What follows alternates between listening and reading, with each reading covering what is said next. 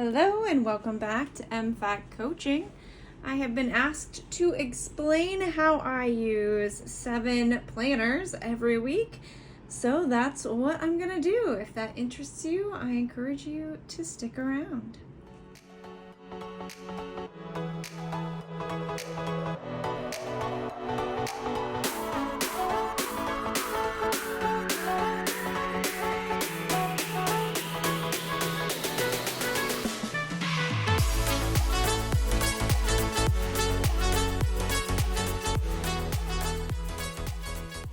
All right, let's start with my social media planner.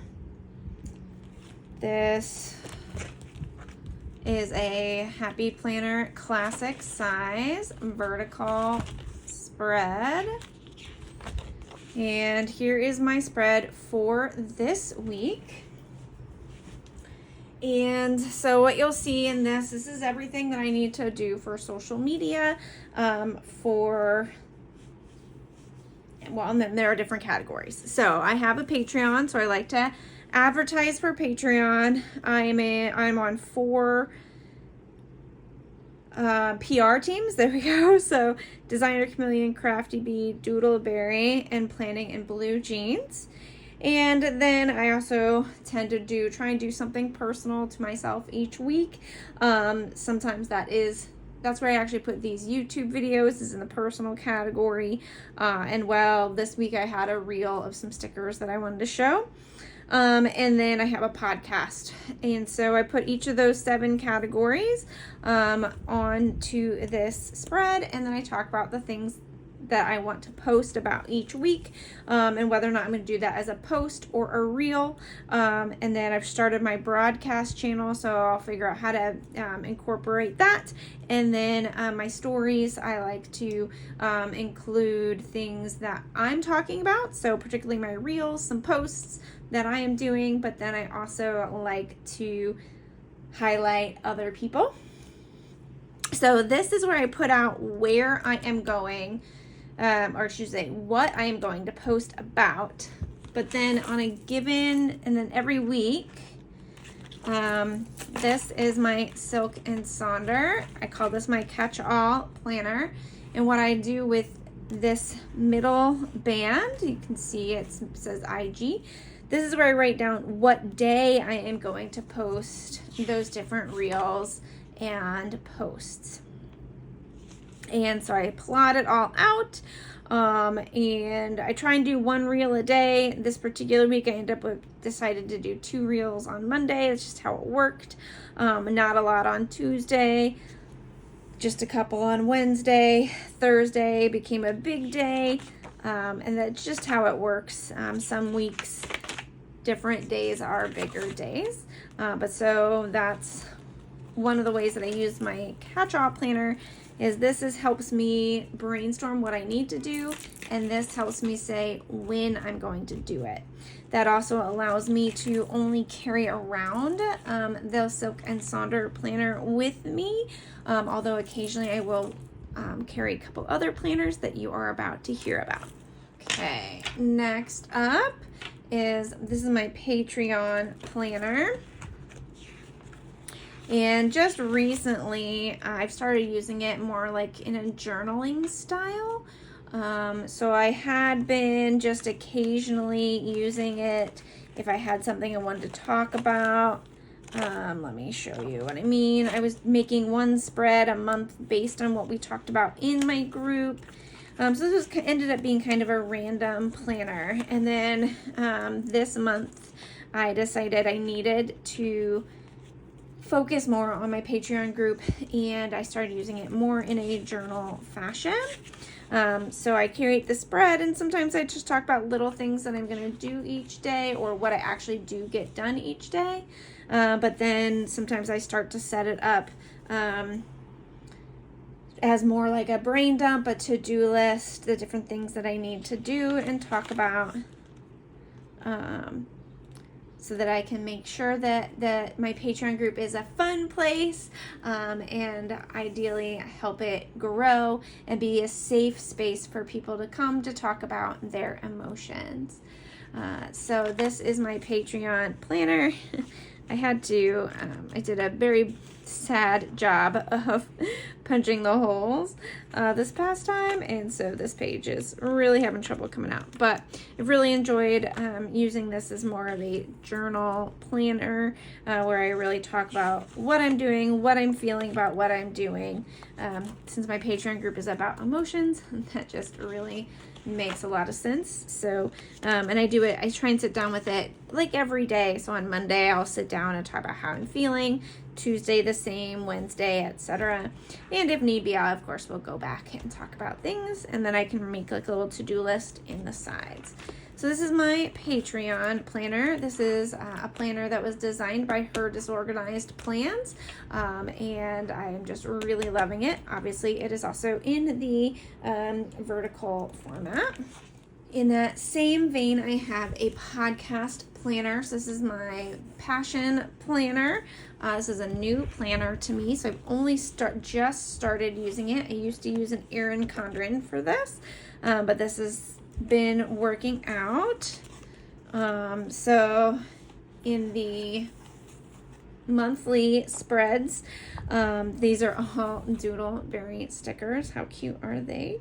But when we record, I mark down the number that we recorded, and sometimes I put it on sticky notes because we will plan ahead, and sometimes that plan doesn't occur, so it's just safer for me to do sticky notes. And then you'll see our podcast drops on Thursdays, so you can see what episode number we are on. We try to get ahead. We're usually 3 or 4 episodes recorded ahead.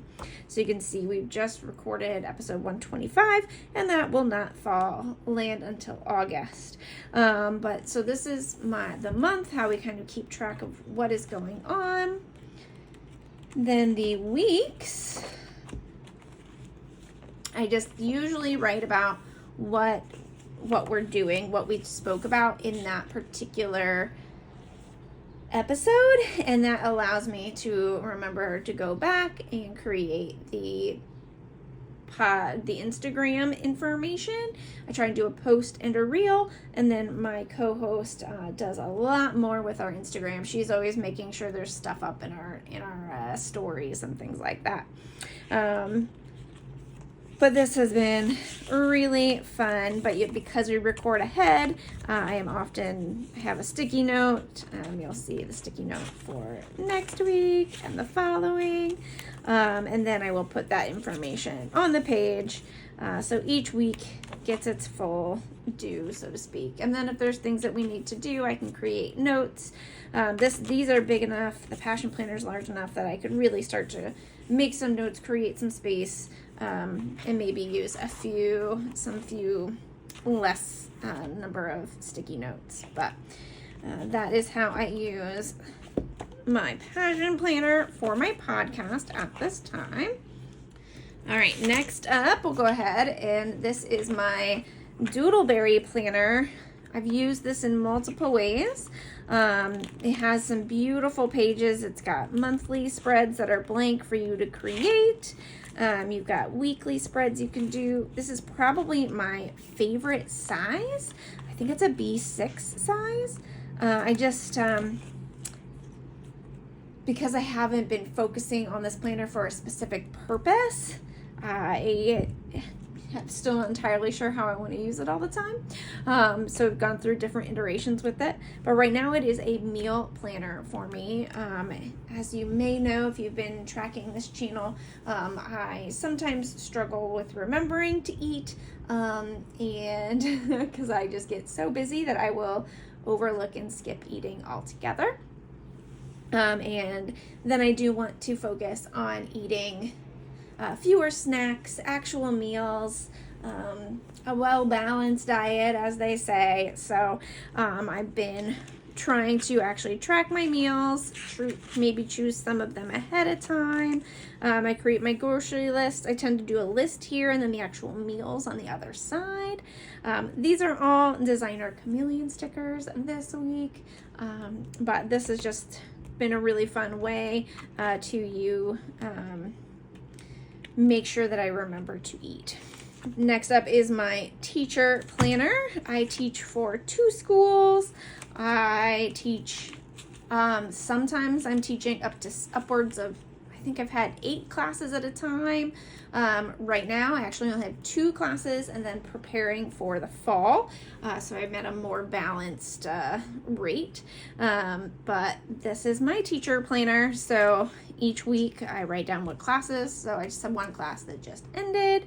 And I write down what my lecture will need to be for that week, and then what type of grading I'll be doing for that week. In this planner this week, these are designer chameleon stickers, but all the monthly spreads are JoJo Apple prints. It's been super fun.